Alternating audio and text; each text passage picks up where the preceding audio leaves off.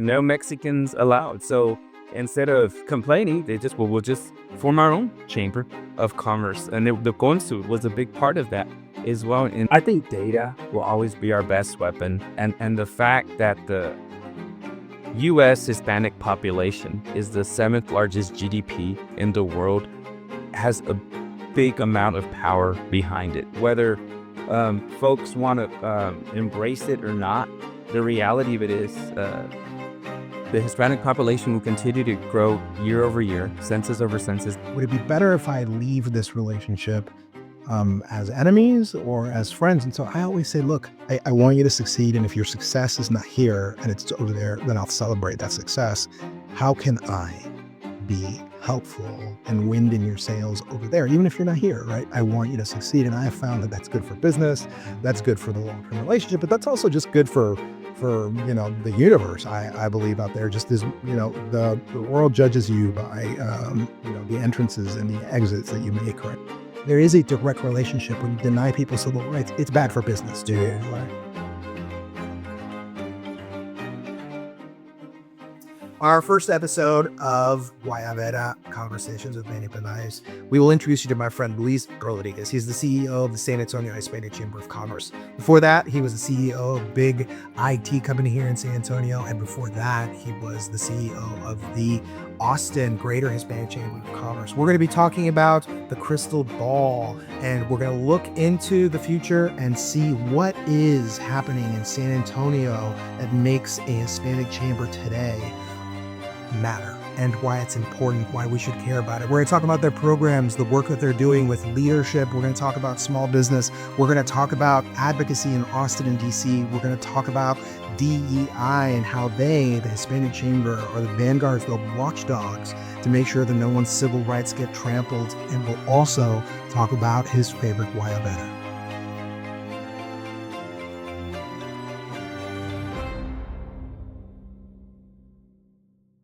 So my guest today is Luis Rodriguez. Luis is an old friend of mine. We've known each other for many years. Once we were young men, Luis. And Luis is the CEO of the San Antonio Hispanic Chamber of Commerce. And before I ask you to share your story with us, Luis, first of all, tell me about your guayabera. Well, thanks, Manny, and thanks for having me on. I'm excited, and I'm even more so proud of you for starting a podcast, Guayabera Conversations with Manny Pelaez. And so today I'm wearing a guayabera that was made by a small Latina business owner, Okay. called True Brandy. She's out of the Maestro Entrepreneurship Center, and you know me. Once I started working at the Hispanic Chamber of Commerce, we need guayaberas both for our female and male employees. And so we had these made, and I figured I was coming out on a Guayabera podcast. It was very unique. My first Guayabera podcast ever. And I wanted to make you proud and make the Hispanic Chamber proud by, I love it, man, sporting their colors. I love it. Well, look, mine is a orange and blue, brought to you by my friends at Penner's, and it's a UTSA theme. My son is about to start UTSA, and so my orange and blue go Roadrunners. And we have you and I have a love for what makes San Antonio authentic. The same way every Guayabera is different, right? San Antonio is a real different city, and so you left us, but then you came back. And so, talk to me about Luis's story. How did you get to where you are today? Sure. I mean, do you want the ultra long version or Well, this is a long form podcast, and so use your best judgment. Yeah, so I'll share with you how I got involved in a chamber of commerce, Okay. if that makes sense. Because if you would have asked, wow, I'm 45 now. I can't believe it. But if you would have asked a 25-year-old Luis, hey, do you ever see yourself working at a chamber of commerce? He would have said, what is a chamber of commerce? Right. And I mean that because I've been in sales the majority of my life in business development, and I was working at United Airlines, or the big old relocation company, and I did national accounts. And in '08, my largest clients were KB Homes and Countrywide Mortgage. Those two were my largest clients. And when that recession hit, one of my clients just closed their doors. Right. Countrywide just disappeared. They disappeared. And KB Homes, they threw that beautiful corporate relocation package that I spent 19 months developing and cultivating a relationship to sell to them. went out the window. The DIY movement came up. The do-it-yourselfers, these darn pods that were being brought to people's houses, and people were throwing their stuff in there and being transferred because those beautiful corporate relocation executive packages that I used to sell to companies went away. And so what I remember, David Nolan, the general manager here in San Antonio, asked what I was going to do because I had to drum up new business, and obviously I had other accounts. And he said, you should join the Chamber of Commerce. And he gave me the book of list. That's right. The one the Business Journal puts out every year. Yes, right. The Business Journal puts out. He gave me the book of list. He gave me a budget. He said, you could join 3 chambers of commerce. And I said, okay, how many are there? He's like, well, look at the book of list. There's quite, but yeah, there are San Antonio. There's 17 when you think of the San Antonio metro area. And so the 3 chambers I joined, Manny, was the Greater San Antonio Chamber, because they were the top one, right? The second one was the North Side Chamber of Commerce. That was before they changed their name to the Metro San Antonio Chamber of Commerce. And before there was a Metro San Antonio Chamber, there was a Metro Northeast Chamber that was Live Oak, Universal City, Shirts, all of these. So I joined those 3. I didn't even join the Hispanic Chamber of Commerce, okay? And so I joined 3 chambers. I go to chamber events, and I quickly liked the North Chamber of Commerce breakfast. And I'll tell you why. One, I'd never been to the Petroleum Club, right? So I had some fancy stuff. And the second thing was they had the best breakfast buffet out there. And they had real bacon, right? You know, I'm married to Yvonne. I can't eat pork or bacon or anything at the house. So I loaded up with bacon and got to meet about 100 folks. So I met Bradley Strout. Why do I say Bradley Strout? Because Bradley Strout is the most non-Hispanic you ever meet. However, he also out-volunteered everyone at the Hispanic Chamber of Commerce. He recruited me to join the San Antonio as a member, Hispanic Chamber of Commerce as a member, and to get involved as an embajador. And I got involved with the Hispanic Chamber. AJ Rodriguez, I remember, was the president and CEO at the time. I remember going to a member orientation. I remember just really getting involved. It's and seeing a lot of value in being involved with the chamber. A lot of leads were starting to come my way. A lot of referrals, a lot of opportunities that weren't being presented were starting to be presented because I sat on a small business economic development committee. I was in part of the embajador committee. I volunteered for the galas as an embajador, and one thing led to another, and I started getting my book of business in San Antonio started growing tremendously. One of the biggest success Because of your participation in because of participation in the chamber. One of the biggest success stories I always share with folks with the chamber. I attended one of their Noche en San Antonio's business networking ventures in downtown San Antonio, and I met a gentleman who was overseeing the finish out of the largest JW Marriott in the world at the time. It was our JW Marriott Resort. And I remember my competitor was Scobie Moving and Storage. They're the big Mayflower, the big food trucks. And they've been here a long time, man. I would always jokingly say when I would sit with a prospect that used them, that I understand you're with Scobie Moving and Storage. They've been here a long time. It's my understanding they were the moving company who was hired to move Santa Ana's belongings out of the Alamo and back to Mexico, right? Real joking. That's just that's how long they've been here. Right. And so they were using Scobie, but they just and one thing led to another. I ended up getting that business, and it was a big book of business because the finish out at the JW Marriott was huge, and it was a long project that had delays. And when there's delays, there's extra storage fees. When there's extra storage fees, that's good for our outfit, our United Airlines in San Antonio. So that was a really good line item, and just one of many. And you landed that client because of your participation in the Because of chamber. my participation at the chamber. And then Ramiro Cavazos came in. That's right. And he left the city of San Antonio and then became the chamber CEO. Chamber CEO, and he did a great job recruiting me because he had a vision to grow the corporate relations with the San Antonio Hispanic Chamber of Commerce. I had corporate relations experience. So I asked my boss, Yvonne, my wife, if I could go and consider working at the San Antonio Hispanic Chamber of Commerce. And she said, you might as well get paid for what you're doing, right? Because you're always there. And so I thought would be a 2-year stint.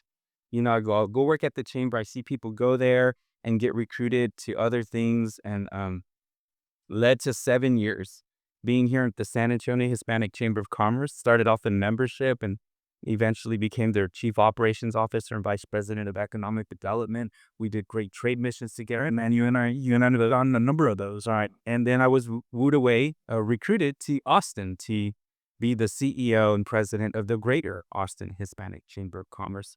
And I'm so thankful for that because I everything I learned in San Antonio, just the best process and systems, best practices, we took over there, and we really did a great job turning the Greater Austin Hispanic Chamber of Commerce around with a phenomenal board. I'm so thankful to Kristan Vasquez, who coincidentally served with you. That's right. At the San Antonio Hispanic Chamber of Commerce board, where she was here with UT Health before she was recruited to be the CEO of Del Seton Hospital in Austin. And so she was the chairwoman in Austin at the time that asked if I would consider. So let me ask you, you were in Austin, you took best practices that you learned from the San Antonio Hispanic Chamber of Commerce, but then there came a moment where somebody picked up the phone and said, "Hey, Luis, come home," right? And you had to tell the board of directors in Austin, "I'm out of here. I'm going back home." Tell me about that conversation. Yeah, no, it was hard because I remember we did so much good and we grew so fast and in a very positive way in Austin in the 3 years I was there.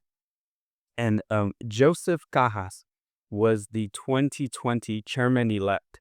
And I remember, man, when we asked him in 2019 early on, hey, would you consider being the chair-elect for 2020? He said, absolutely. I just asked one thing, that at least you don't lead during my chairmanship.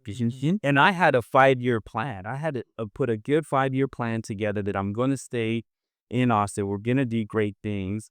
But like you shared, an opportunity came in San Antonio. Brett Pia, who used to work at Rackspace, he's a huge tech entrepreneur here in San Antonio, doing great things. He launched Jungle Disc here in San Antonio that eventually became Cyber Fortress.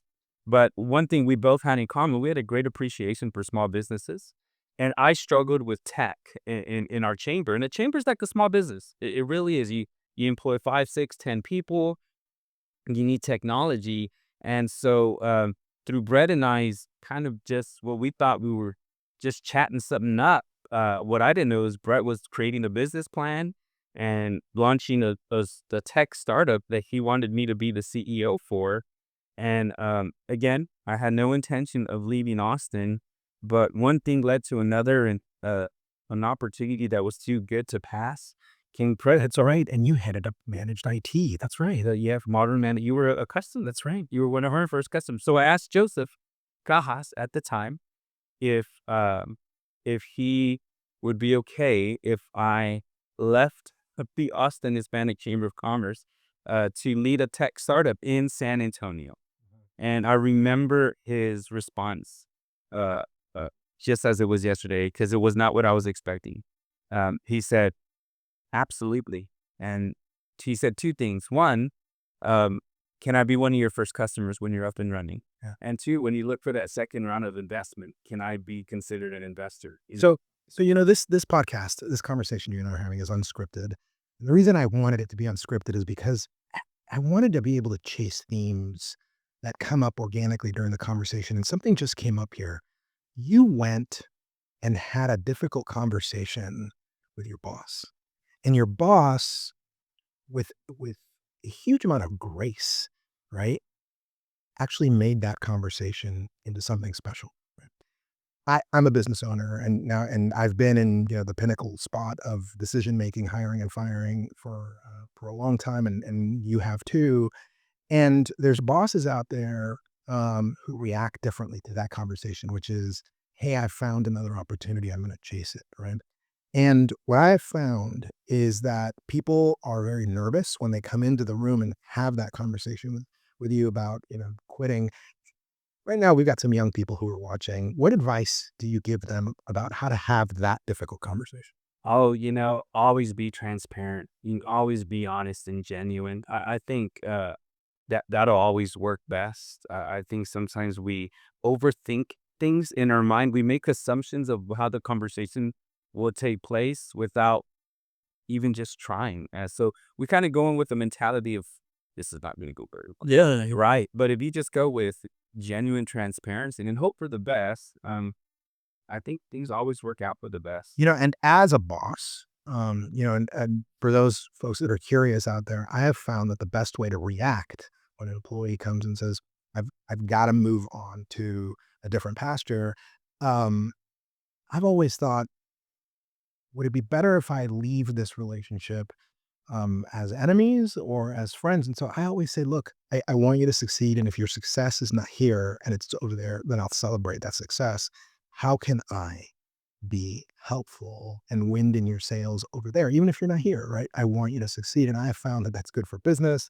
That's good for the long-term relationship, but that's also just good for the universe. I believe out there just is, the world judges you by, the entrances and the exits that you make. Right. And this exit that you made from the Austin Hispanic Chamber of Commerce sounds like a pretty good one. Have you stayed in touch with that gentleman? Oh, Joseph is one of my dear friends. Absolutely. He's a dear friend and one of my best friends actually. And yeah, actually he did become a client, right? It's in Austin and it just worked out. Now he did ask for me to put a good transition plan in place and we did.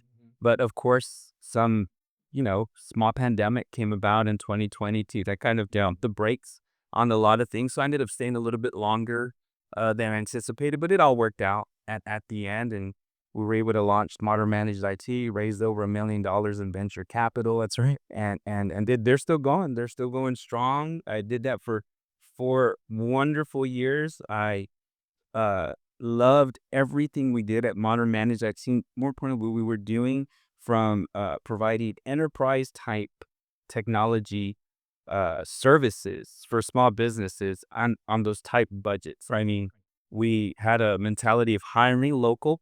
So all of our technicians were local. Nothing was outsourced. Everyone lived in Texas and around the San Antonio metro area. And that was fun. We did that I learned about mergers and acquisitions because through the board, we found a competitor, we bought them. And that was a neat experience, right? I've had to learn about EBITDA like no one's business because I reported on a quarterly basis to a board of investors. And I am so grateful for everything that I experienced through the launch of Modern Managed IT and how well they're still doing after I removed myself as CEO To run this new organization. to come back to the San Antonio Hispanic Chamber of Commerce. But what was interesting is that during the time you left, you left the Hispanic Chamber to go to Austin, and then you returned. During that interim time, the San Antonio Hispanic Chamber of Commerce had hired two or three other CEOs, and you were the third or the fourth, right? That came in, and there'd been, I think that there was a general sense in the community of what is what's going on over at the Hispanic Chamber? They can't seem to find a CEO that's sticking, right? Um, Number one, some people would say that's not an organization I want to lead because it looks like an unstable organization, right? But number two, I think it was a matter of love. You and I have talked about this in the past that you also love this organization, the people that are there, and its mission. So what was it that brought you home? Yeah, I served on the board, right? Remember, I was the chair of international committee with co-chaired it with Juan Antonio Flores, who's now the chairman of the board. We went to Panama and Colombia, That's right. and then I later became their treasurer.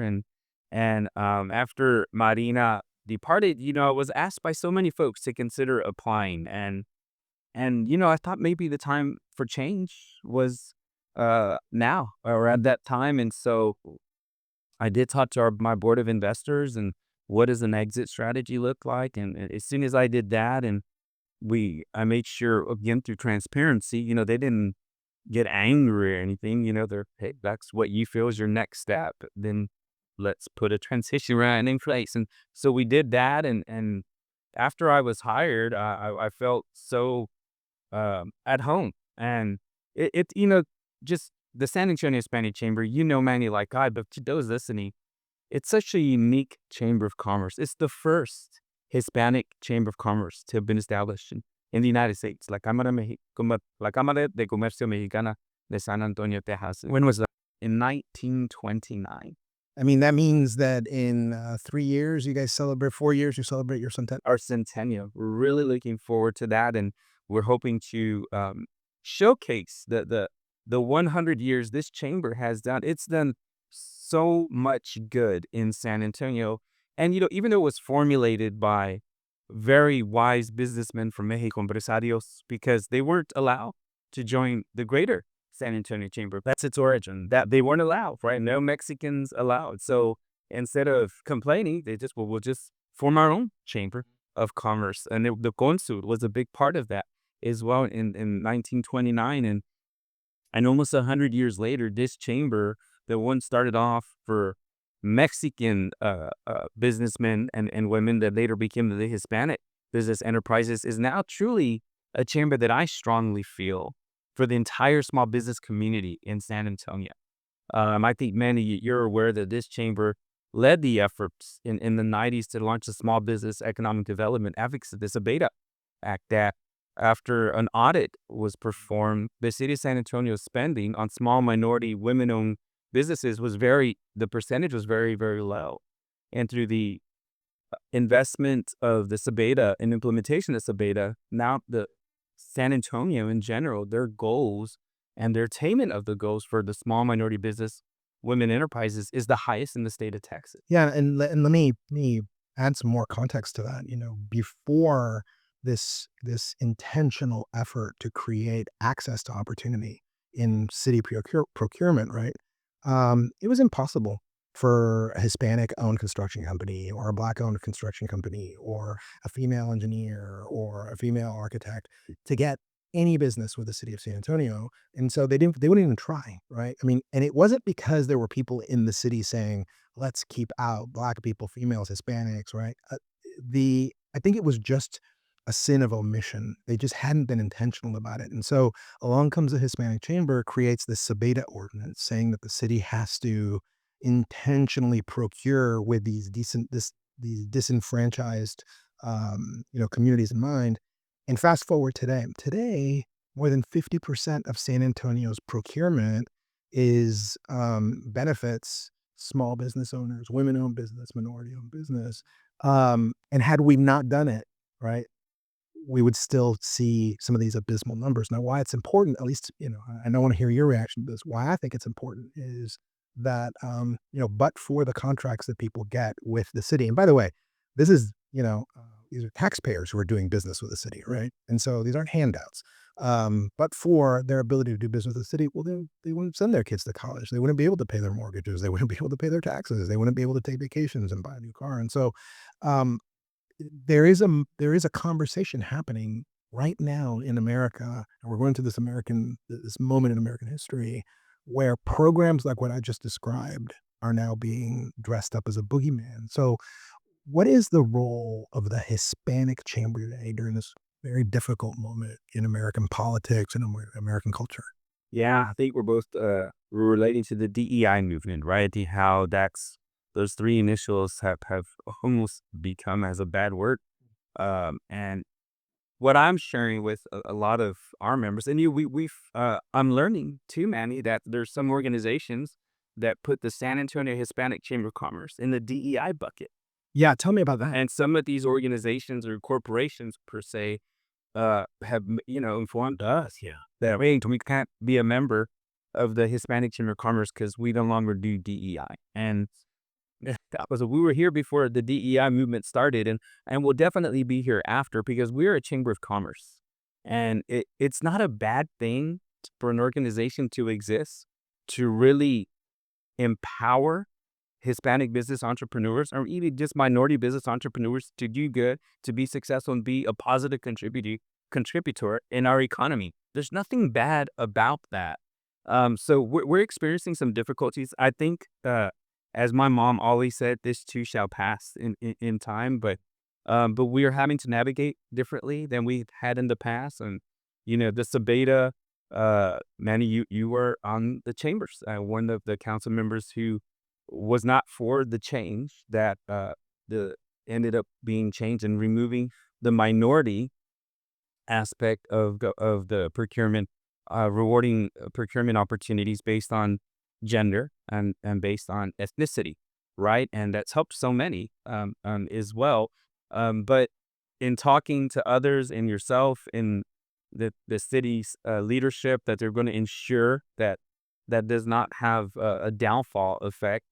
Us, as we're going to be watchdogs as a Chamber of Commerce to ensure that what they said is true, that removing the points that were rewarded to women and minority business enterprises would not negatively impact or go or deter the numbers in any way. So, watchdog. I think this is such a good word. What is I try to explain people what a chamber of commerce is and what it does, but I want to hear it from you just very generally. What is a chamber of commerce? Yeah. And I'm one that had to learn, because remember, I didn't know 20 years ago what a chamber of commerce was and what they did. But at the Hispanic Chamber of Commerce, advocacy is at the forefront. We are always advocating for small business owners, specifically small minority Hispanic business owners, women business owners. And when I talk about advocacy, I'm talking about when we go to the state's capital to legislate on bills and either um, endorse bills or oppose bills that we feel would negatively impact small business owners, specifically here in the San Antonio metro area. We've even gone to DC to do the same. And what we do at the state and federal level, we do here at the local level with the municipality. If there's ever something being presented that would hinder a small business owner, the Chamber of Commerce, through their membership, a member associated with the chamber, we go and advocate on that member's behalf. The larger corporations, they're fortunate. They have great lobbyists and great attorneys and a great team to go and fight for them. But the majority, 90% of Hispanic businesses in San Antonio are small businesses. They don't have these lobbies firms. They don't have these team of lawyers to go lobby on their behalf. But that for a chamber comes in, and we are their voice for them in advocating on their behalf. So, you and I went to a wedding in Greece one time. Do you remember that? And a friend of ours was getting married. You and I were both very young men, and a big group of us went up there with our wives, and we had a great time. But while we were there, some of the people from Europe were making fun of guys like you and me, and they're like, "What? Chambers of commerce are for old fuddy-duddy dudes, right? It's for old people. What are you doing?" And I think people would be shocked if they saw that the majority of the meetings, right, and the events are actually 30-somethings.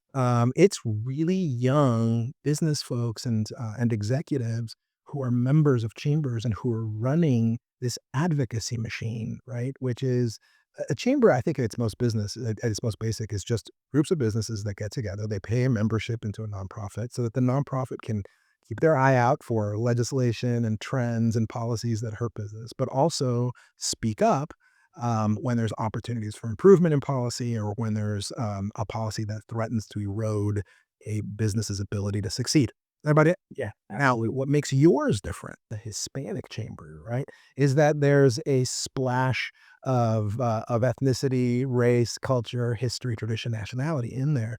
How does that splash, right, work? So how is it what you're doing in Austin, let's say, when you're up there advocating during a legislative session? How is that different than what the greater chamber's message would be, or the metro chamber's message?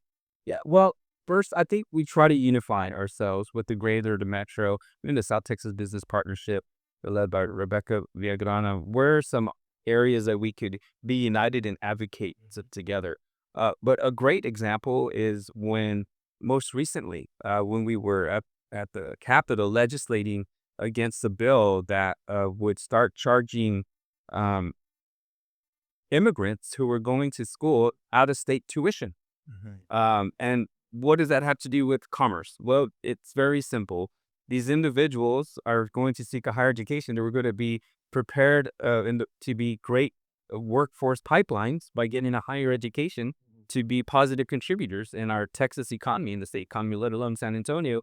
But if you're charging them out of state tuition, what's to say they can't go to? Might as well go pay out of state tuition in California or Illinois, right? Anywhere else, or maybe they won't go to school anymore. So that hinders economic development from a workforce development perspective, because there are workforce in San Antonio. Over 12% of the people that reside in San Antonio are immigrants. So they're a big part of who our community, but also they're a big part of our economy.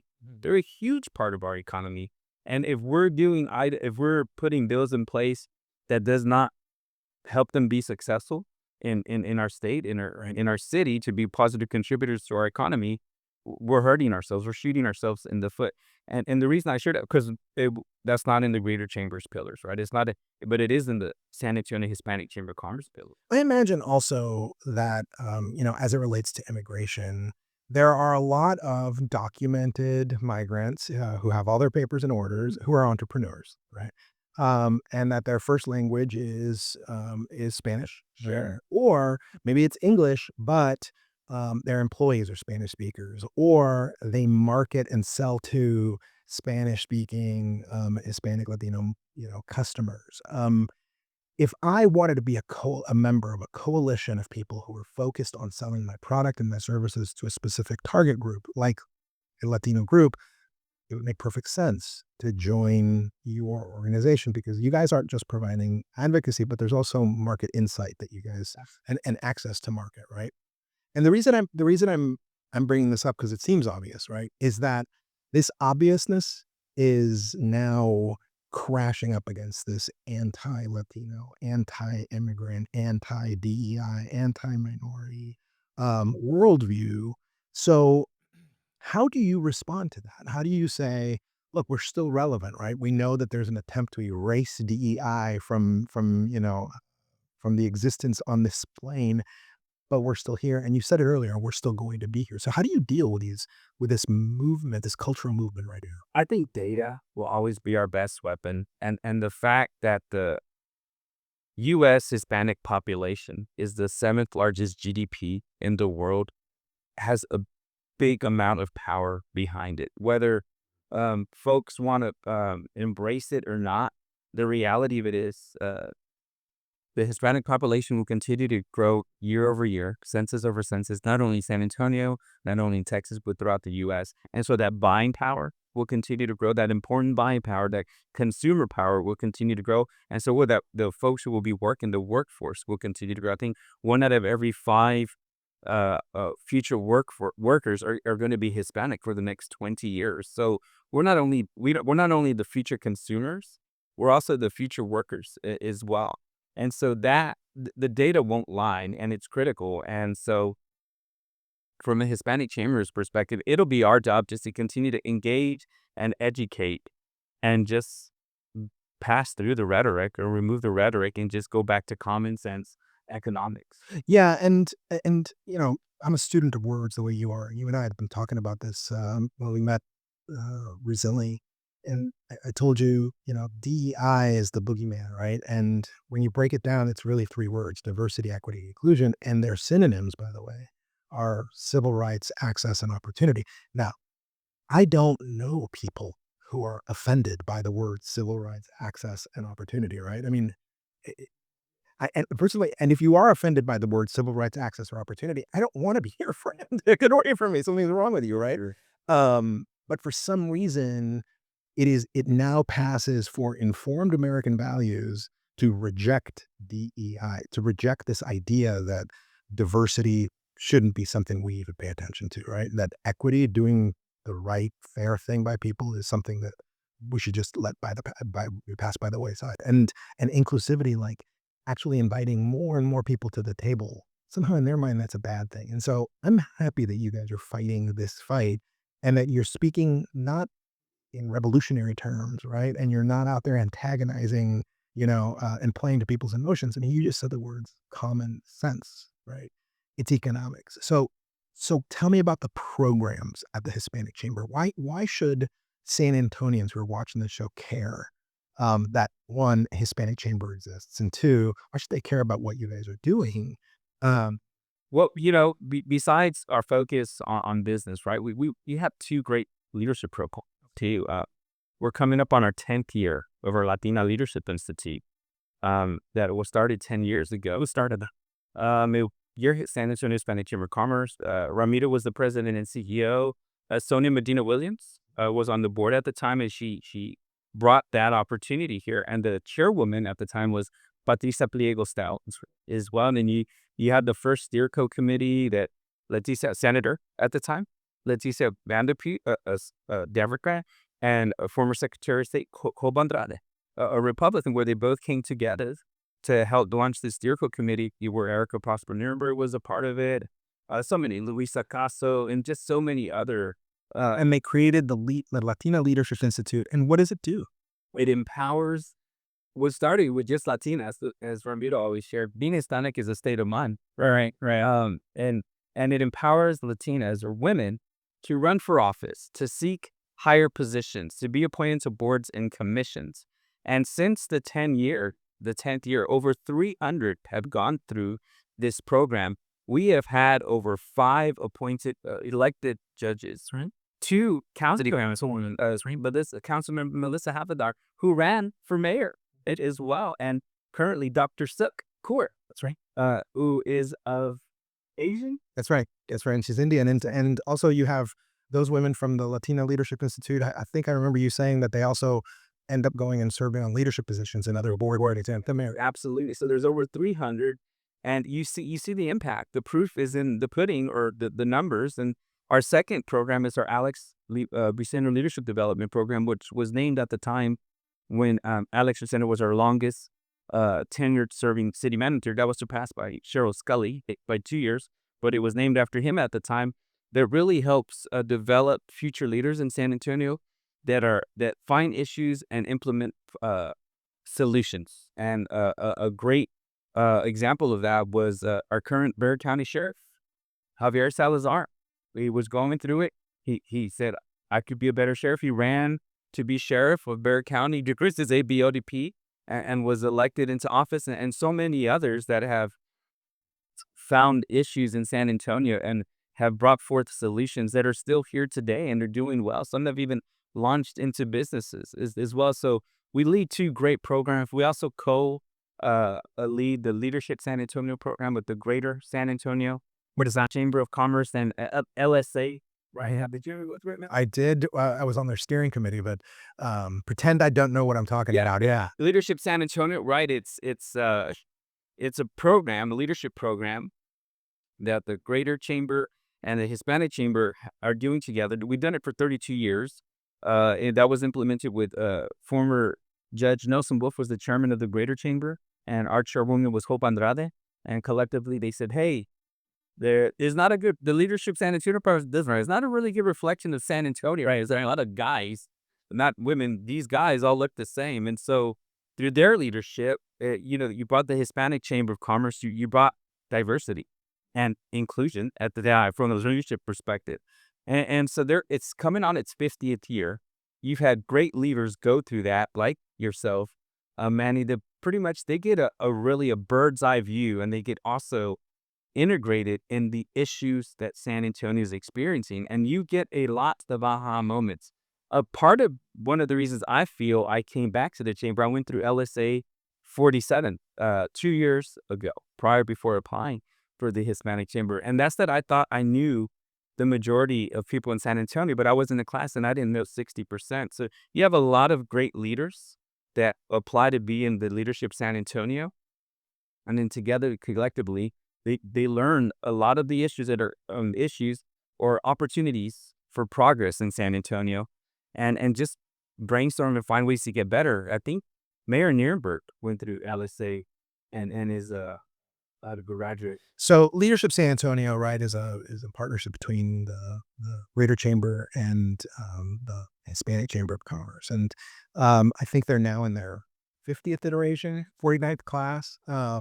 And wherever I go, where big decisions are being made, where people are affecting change and pulling levers of power and really making San Antonio stronger and more authentic and safer and smarter, there's always an LSA grad in that room. And anybody out there wondering whether or not it's worth it to participate in the Leadership San Antonio program or the Alex Briceño Leadership Development Program, I'll tell you it's worth whatever you pay and 100 times more. And these programs are career launchers. You and I have talked a little bit about what the chamber is, what the chamber was, right? And I get it, right? You're an advocacy group for businesses, for business owners, small business owners. But, a lot of folks in my time in government, people have always said, the chambers only care about the employer, they don't care about the employee. And I always wonder why it is they think that. And so talk to me a little bit about what you guys do in terms of business development. I'm sorry, workforce development, education, civil rights for employees, etc. Well, I mean, from a workforce development, I'll touch a little bit about that because it's education and workforce development. Your Hispanic Chamber of Commerce launched our Core for STEM Expo, right, where we partner with Toyota of Texas and other advanced manufacturing technology engineers, and we focus on inner city school districts, so the Harlandale ISDs, the SAISD, Edgewood, South Side, South San. It would bring over 5,000 middle school students. We used to have it at the Freeman Coliseum. Now it's at the Boeing Tech Center, and we get them excited about STEM, science, technology, engineering, and math. And we break it down to Latina Day, Latino Day, and it's a really great program that allows the Hispanic Chamber to highlight students who may not have had the opportunity to get excited about STEM-related fields. And as we talk about our future workforce, if they're not getting excited, the majority of our students aren't having access to STEM, then we're going backwards. So we've done that 15 years ago. This will be our 15th year since we originally launched it. We're really excited about that. So that's from like an education standpoint. From a civic rights, Yeah, well, you guys were all about voting. I mean, I remember at a time where there was a movement afoot under then Governor Perry to make it harder to vote. And I remember that the Hispanic Chamber of Commerce locally jumped into that federal lawsuit and as an with an amicus brief, to really talk about how voting rights impact not just businesses but employees, right? And the one thing that the Hispanic Chamber, I think, is it's not just a chamber, right? It's a chamber informed by civil rights, and the Hispanic Chamber was created out of necessity, and the Hispanic Chamber continues to remind people why it's necessary to always be the watchdog and guard civil rights, because there is a direct relationship. When you deny people civil rights, it's bad for business too. Like, now, I do want to talk to you about the crystal ball. Okay. And every one of my guests is going to be asked to look into the crystal ball and tell us where's San Antonio going. What's in store for us as the Hispanic Chamber of Commerce CEO looks into the future? What is it that San Antonians need to be keeping in mind as we plan? our crystal ball. Well, I mean, let's start with the obvious, right? The obvious is where there's this Project Marvel that's been talked about, and that's a big, bold plan for the city of San Antonio, along with the missions being in downtown San Antonio as well. From our perspective, when these developments take place, when these opportunities arise, we will be that chamber that is asking our city leaders, city managers, from our elected officials, that there is an opportunity for these small businesses, specifically local businesses, to really maximize on this growth, the trajectory of growth that's happening in San Antonio. I will share one thing I learned in Austin, if I can, is when I was in Austin, Anthony Precourt from Precourt Benjure wanted to bring Major League Soccer team to Austin. And I remember San Antonio, we also wanted an MLS soccer team. And when I was there, the mayor at the time was Mayor Steve Adler. And then I met with Mayor Adler, and he said, Luis, I want you to help us lead these efforts in securing an MLS. And you'd think it would have been easy, Manny, because he had Anthony Precourt. He says, I'm not happy here. I want to bring it here. I will cover all costs. All I just need is a piece of land, and I will build a stadium. And you think that would be the end of it, and Austin would say, okay, thank you, yes, come. But it wasn't the case. You had half of the council that wasn't for it because they had homelessness issues. So if the city had any land to provide for a soccer stadium, why not build housing, right? Because it was a big deal. And so it took a lot of convincing or speaking with council members. and community stakeholders on why MLS was good for Austin. And I remember this is where I learned the importance of the beta, because I knew Austin's goals when it came to small minority business enterprises and what their goals were. What I didn't know was their achievements at the time, because I had not been there a year yet. So when we asked Anthony Precourt, when they asked us to support this and what it would take, I was like, you just have to adhere to the city goals when you're building this stadium. When it comes to small minority women business owned goals, and whether they included the LGBTQ community in those goals, and you have to adhere to the same city goals. What I didn't know was the goals were high, the achievements were super low, because they just did a very bad job of getting small businesses registered, let alone certified. A very bad job of doing. They didn't have a SABETA to help make that successful. So when they built the stadium, and I saw the goals, it was a total of 4.8% small minority women business. It was 3% Hispanic, 1.8% Black, and the rest was divided between LGBTQ and the Asian community. The goals were small, and the reason they were able to get away with that is because they said, well, we can't increase these goals because there's not enough qualified companies that are registered and certified. Yeah. So I've always I think that's garbage, and I've always told my kids that small expectations are self-fulfilling prophecies. You set the prophecies. You set that bar low, and you're always going to underperform, right? And accomplish small things. And so, what I'm hearing you as you look into the crystal ball, you're saying this Project Marvel could end up benefiting local businesses, right? That we recruit them and get them to help out and make this a success, or we could be a big flop the way Austin did it, and set some small goals for ourselves and really not achieve what is in our potential. Well, but we're going to stick to the first one, right? Yeah, yeah. Very hard and very precise on that. Now, as you look into your crystal ball, how does your work at the Chamber of Commerce, the Hispanic Chamber, change in the face of explosive population growth? I think it's a good thing. I just hope the city can keep up with the demand that as more and more folks come to San Antonio. And we're looking at this crystal ball. We're going to turn 100 years old in 2029. See, and so I want to just boldly put it out there. I would love to bring the United States Hispanic Chamber of Commerce Convention back to San Antonio. It's not been here since the 80s. Yeah. We're a great Hispanic chamber organization.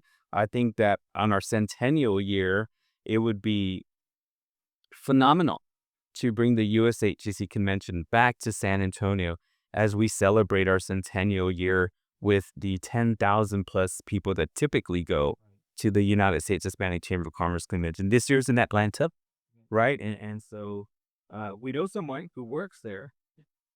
Well, your mentor and mine, Ramiro Cavazos, is the CEO of the Hispanic Chamber from the U.S. Hispanic Chamber, and so he would have to convince his board, right? Yeah. I think that's the kind of swinging for the fences that we need, Luis. I mean, if we're going to be this amazing city that we all know we are, right, and we want to prove it to everybody else outside of San Antonio, I think being able to get big conventions and big trade shows and meetings like that is essential for our reputation. So let me ask you to help me bust some myths. All right, and these are just true or false. Those are. DEI is dead. Got it. It's hard. I don't think it is, but people will argue with me, right? Yeah. Yeah. All right. Chambers are run by fuddy-duddy rich guys. It depends which chamber, right? Not the Hispanic chamber. Yours is run by Small minority, small business owners. I mean, the majority of our board is, Ana Maria Suesquinfast is our chairwoman-elect. Juan Antonio is, executive vice president at Port San Antonio. They have big vision for procurement and small businesses. So, our chamber, I think it's a great reflection of San Antonio and our business community. all right. Trade missions, international trade missions are just fun junkets. They're field trips, and They're so important in connecting San Antonio to the world. They're far from fun. I don't know if you remember, it's a lot of work. And maybe it's fun for those that go, but it's not. It's a lot of work for the chamber, and and they're important because we do a lot of good in visiting other countries and just showcasing that flag of San Antonio. And I will tell you, when I was in Austin and they would go on their trading missions, Austin did a really good job on doing that. And San Antonio needs to be right up there because I also think San Antonio and Austin we're a mega region. I think that's something to consider too. But they're important. They're not fun junctions or what they're big Junkets. they're anything but that. They're important, but they're also uh, there's very revealing.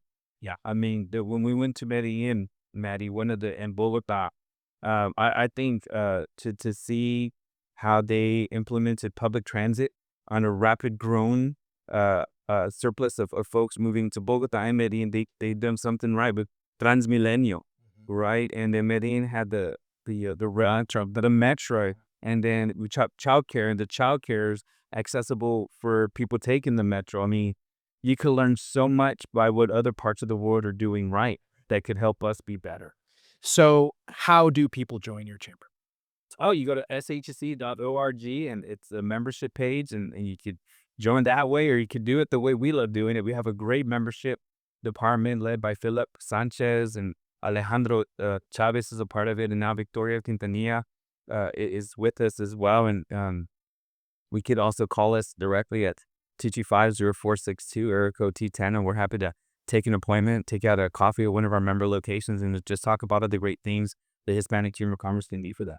I'm going to look back in years, and this is going to go down as one of my favorite Guayabera conversations. Thanks so much for joining me, Luis. You're a champ, and you're a good friend, and you're exactly what San Antonio needs at this moment. Somebody who believes in small business and the power of bringing people together to accomplish big things.